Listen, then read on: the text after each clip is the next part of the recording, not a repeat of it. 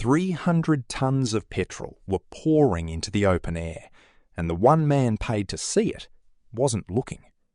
By the time he looked back at his screen, a cloud the size of 40 football fields was drifting toward his building. This is not the story of a machine that failed. It's the story of a country that forgot to watch. Hemel Hempstead, Hertfordshire, 4 a.m, December 11, 2005. Tank 912 sits in the dark, a steel cylinder as tall as a 6-storey building. Inside it, unleaded petrol rises at 550 cubic metres every hour. A pipeline from Essex is feeding it, a steady, silent river of fuel. On a screen in the control room, a single number should be climbing. It isn't.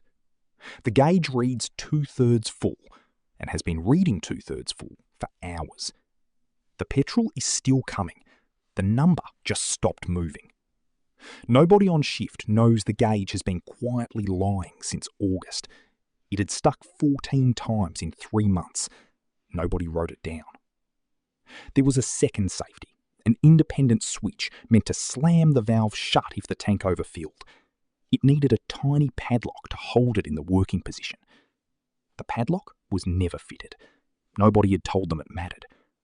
So on this morning, the backup doesn't exist, only the gauge, and the gauge is asleep.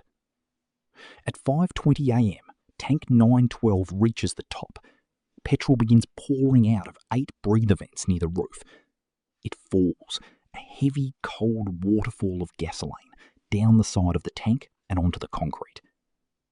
Up in the control room, the supervisor is managing 2 pipelines, road tankers and paperwork, alone. He's been on for hours. In the weeks before tonight, men on his rotation had worked 84-hour weeks. The shift handover had been 15 minutes, unpaid, rushed. He hasn't been outside in hours. He cannot see tank 912 from where he sits. On the screens in front of him, 2 different pipelines are feeding 2 different tanks. The display doesn't make it obvious which is which. Investigators would later conclude the supervisors were likely confused about which pipeline was filling which tank. The evidence was on screen. It just didn't look like evidence. At 5:38, a CCTV camera picks it up. A pale mist spilling over the retaining wall like fog off a lake. Petrol vapour is heavier than air. It doesn't rise. It crawls. It crawls across the parking lots of the industrial estate next door. It crawls toward a warehouse, a pump station, a Sunday morning car park. By 5:50, the cloud is 360 metres wide, and still no alarm has sounded inside the building. For 23 minutes, a flammable cloud the size of a small neighbourhood sat in still December air, waiting for a single spark. A tanker driver arriving for a shift smells it first. Raw petrol, everywhere. He radios the control room. There is a pause. Confusion. They check the wrong tank. At 5:53, somewhere on the pipeline network, another transfer ends, and the pressure in the line driving tank 912 suddenly jumps. The pumping rate surges from 550 to nearly 900 cubic metres an hour. The waterfall becomes a flood. The cloud thickens from 1 metre deep to 2. 300 tonnes of unleaded petrol are now sitting in the air, waiting. At 6:01, someone inside the terminal presses the manual fire alarm. That alarm starts the firewater pump, the machine summoned to save the site. It is almost certainly what kills it. A spark from the pump motor ignites the cloud. The first flame is slow, a soft blue rush across the ground. Then it hits a line of dense vegetation along the perimeter, hedges, shrubs, undergrowth, and the geometry of those leaves does something no one expected. It accelerates the flame. Deflagration becomes detonation. A burning cloud becomes a pressure wave. The sky over Hertfordshire turns white. The blast measures 2.4 on the Richter scale. Seismographs in the Netherlands pick it up. Windows shatter 8 kilometres away. People wake believing it's a plane crash or a bomb. A fireball rises taller than anything in southern England. Satellites photograph the smoke from orbit. 20 storage tanks ignite in a cascade across the site. The wall of offices and warehouses on the edge of the depot, the Maylands Business Park, is flattened or gutted. On a weekday, those buildings hold thousands of people. It is a Sunday, at 6 a.m. Most of them are empty. 43 people are injured. Not one person dies.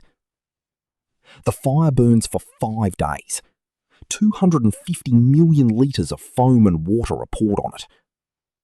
A black column drifts south across London, blotting out the sun for commuters miles away. And underneath it all, buried in the investigation that followed, is a sentence that should not be possible. The disaster was not caused by what broke, it was caused by what nobody was watching. The gauge had been failing for 4 months, 14 recorded incidents, 0 action taken. The padlock that would have armed the backup cost a few pounds. It was never bought. Nobody, from the manufacturer down to the maintenance contractor, had passed the word that it was the one thing holding the safety in place. The men on shift had no fixed break times, no fixed relief, no second pair of eyes. One supervisor, alone in a darkened room, for a refinery holding 60 million gallons of fuel. Total UK would eventually face claims approaching £700 million. A judge would call the whole operation a system where keeping fuel moving mattered more than keeping it safe. The UK rewrote its refinery laws. Every petrol tank in Britain now has automatic overfill protection. Padlocks are audited. Control rooms are no longer allowed to be single-manned in the middle of the night. It took the largest peacetime explosion in European history to make that rule. And here is the quiet part the reports try to say carefully. There was no saboteur, no terrorism, no freak weather, no mechanical mystery. A gauge froze. A switch sat disarmed. A tired man looked away from a screen for too long. 300 tons of petrol crossed into the air in the gap between those 3 small things. The cockpit of the modern world is full of screens that are mostly correct. Buncefield is what happens when mostly meets the one morning that isn't. 20 years on, the tanks are rebuilt. The business park is rebuilt. The groundwater underneath is still being cleaned. And somewhere in a control room tonight, a number is climbing on a screen, and someone is watching it, because of a Sunday morning in Hemel Hempstead.